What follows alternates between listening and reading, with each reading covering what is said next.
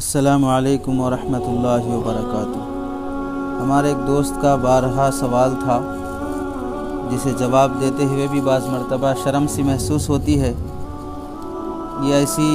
حیا کی چیز ہے جس کا تذکرہ کرتے ہوئے بھی آدمی کو شرمانا پڑتا ہے،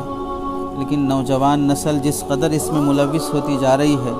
اور جس قدر یہ بیماری انٹرنیٹ کے غلط استعمال کی وجہ سے عام ہوتی جا رہی ہے، اس کے آئے دن نقصانات دیکھنے پڑ رہے ہیں۔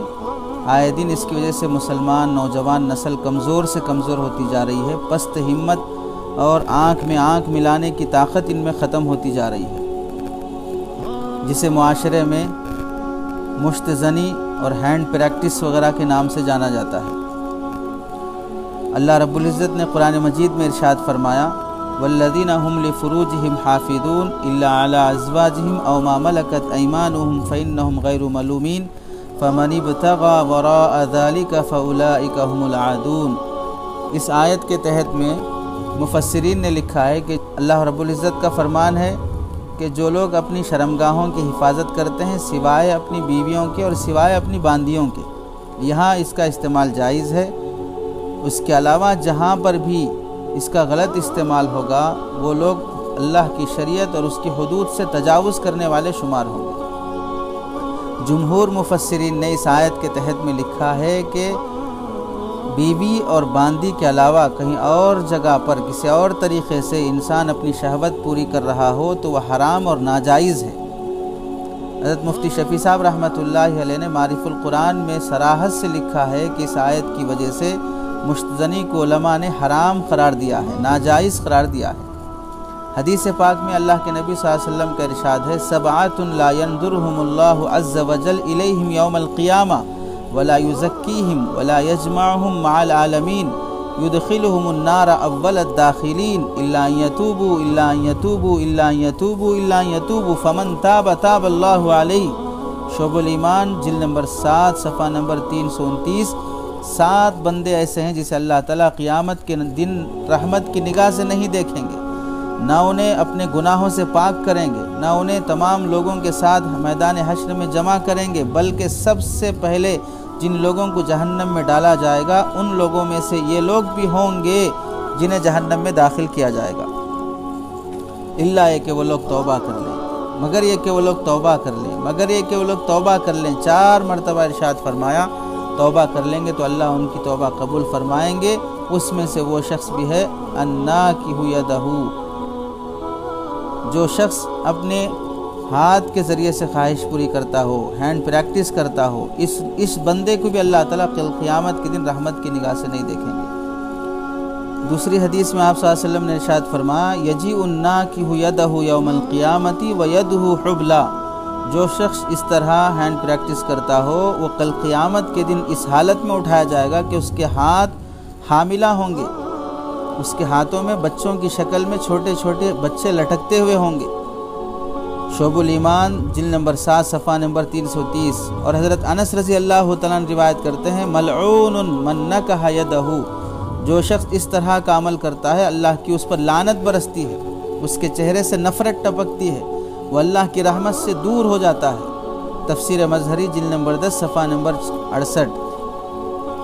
احادیث اگرچہ کے سند کے اعتبار سے ضعیف ہوں، لیکن قرآنی تائیدات کے بعد اور امت مسلمہ اور جمہور امت کے تلقی بالقبول کے بعد جب اس سے استدلال کیا گیا ہے تو پھر یہ احادیث قابل حجت ہوتی ہیں۔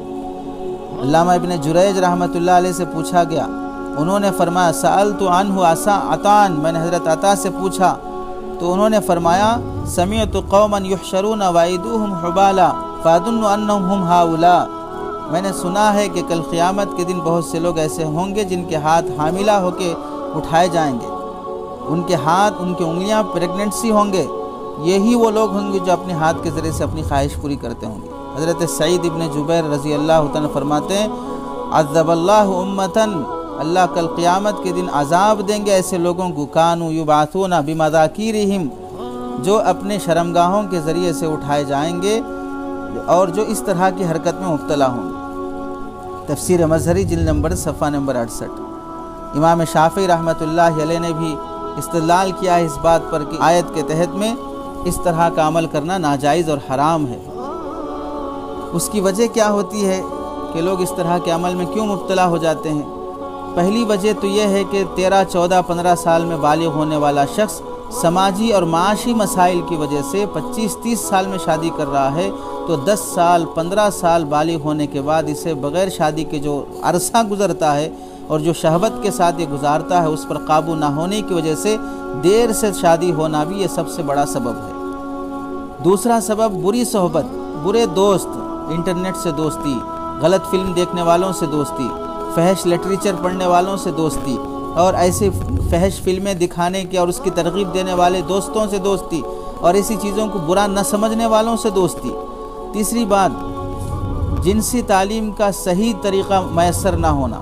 کہ بالغ ہونے کے بعد ہمیں کن کن باتوں کا لحاظ رکھنا چاہیے، کون سے گناہ ہیں جن سے بچنا چاہیے، وہ تعلیم شرعی طور پہ حاصل کرنے کے بجائے لوگ فلموں سے، ڈراموں سے، انٹرنیٹ سے اور فحش فلموں سے، گندی فلموں سے حاصل کرتے ہیں، جس کی وجہ سے انسان فوری طور پہ بری چیز کی طرف لپکتا ہے۔ اور چوتھی چیز، انٹرنیٹ کا غلط استعمال۔ یہ ایسی بری چیز ہے، عریاں فلمیں دیکھنا، فحش تصاویر دیکھنا اور دیگر اخلاق ختم کرنے والے مواد پر مشتمل میڈیا کا استعمال نوجوانوں کی زندگی برباد کر دیتا ہے، جس کی وجہ سے وہ لوگ اس طرح کے گھناؤنے عمل میں مبتلا ہو جاتے ہیں۔ پانچویں وجہ، ہر لڑکا اب بوائے فرینڈ گرل فرینڈ بنانا ضروری سمجھ کے جی رہا ہے۔ اگر کسی کی گرل فرینڈ نہ ہو تو وہ شرمندگی محسوس کر رہا ہے، کسی کا بوائے فرینڈ نہ ہو تو وہ شرمندگی محسوس کر رہی ہے۔ اب یہ حرکتیں جب وہ زنا کے طریقے سے پوری نہیں ہوتی ہیں تو پھر وہ شخص تنہائی میں اپنی خواہش پوری کرنا چاہتا ہے۔ اور چھٹی وجہ، تنہائی اور بیکاری، اکیلے بیٹھے رہنا، تنہائی میں رہنا اور بیکار فالتو کاموں میں لگے رہنا، کوئی مصروفیت اپنے ذمے نہیں، کوئی ورزش نہیں، کوئی کھیل کود نہیں، کوئی جاب، کوئی نوکری نہیں، آدمی اپنے کو مشغول رکھنا نہیں چاہتا ہے تو پھر غلط فلمیں اور غلط چیزوں میں پڑھ کر ان کاموں میں مبتلا ہوتا ہے۔ ساتویں چیز، مخلوط نظام تعلیم، کو ایجوکیشن، لڑکے لڑکیاں بازو بیٹھی ہیں، اس کے جسم سے جسم لگ رہا ہے، تو اب ظاہر سی بات ہے اس طرح کی شہوت اور خیالات پیدا ہوں گے، پھر آدمی تنہائی میں جا کر ایسی حرکتیں کرے گا۔ اب اس کا علاج کیا ہے؟ جو اسباب ہیں ان سے بچنا ہی علاج ہے۔ نگاہوں کی حفاظت کرے، فحش فلمیں دیکھنے سے بچے، خیالات کو پاکیزہ رکھے، اللہ کا ذکر اہتمام سے کرے، جتنا جلدی ہو سکے شادی کرنے کی کوشش کرے، اس کا انتظام کرے، طاقت نہیں ہو تو روزوں کی کثرت کا اہتمام کرے، غذا ایسی سادہ سیدھی استعمال کرے جس سے ایسے جذبات نہ بھڑکیں۔ گناہ سرزد ہو جائے تو فوراً توبہ کی کوشش کرے، گناہ کرتے ہوئے شرم نہیں آتی تو توبہ سے کیوں شرماتے ہو؟ یوں سمجھتے ہیں کہ اب بار بار کر رہا ہوں پھر توبہ کروں گا تو کیا فائدہ ہوگا؟ نہیں، جب تمہیں گناہ سے شرم نہیں آتی تو توبہ تو نیکی ہے، نیکی سے کیا شرمانا؟ خود کو بیزی رکھو، کسی نہ کسی کام میں رکھو، تنہائی سے بچو، جذبات کو بھڑکانے والی فلم، ڈرامہ، ناول اور سائیڈ اور رسائل، جرائد سب سے محفوظ رہو، جسم کو مشقت میں ڈالو، کھیل کود اور جسمانی ورزش میں لگاؤ اور اس کے نقصانات پہ غور کرو۔ آنکھیں اندر چلی جاتی ہیں، آنکھ میں آنکھ ملا کے بات نہیں کر سکتے اور چہرے سے نور ختم ہو جاتا ہے، چہرے سے نفرت ٹپکتی ہے، آدمی کا جسم کمزور ہو جاتا ہے، بعد میں شادی کے بعد مسائل پیدا ہو جاتے ہیں، اور بیوی سے بھی اس طرح کی آگے کی شادی کے بعد اولاد کے مسائل اور بیوی کی طبعی خواہش پوری نہ کرنے کی وجہ سے جو پریشانیاں ہوتی ہیں، اس کی وجہ سے طلاق، جھگڑے، ان سب چیزوں کو سوچے کہ شادی کے بعد میری شرمندگی کا کیا عالم ہوگا، کہیں بیوی دوسرے کے پاس منہ کالا کرنے نہ جائے میری اپنی طاقت اور کمزوری کی وجہ سے۔ اللہ کا خوف اپنے دل میں پیدا کرے، ان عذابات پہ غور کرے کہ جو کل قیامت کے دن مجھے اٹھایا جائے گا تو میرے ساتھ کیا عالم ہوگا۔ نیٹ کا استعمال کرنا بھی ہو، کمپیوٹر، لیپ ٹاپ وغیرہ حال میں رکھے جہاں پر لوگوں کی چلت پھرت ہو، اپنے بیڈ روم میں تنہائی کی جگہ میں نہ رکھے۔ اس کی وجہ سے بھی آدمی کو اچھے چیزیں دیکھتے دیکھتے بھی غلط راستے پر غلط پٹری پکڑ لیتا ہے، اور اگر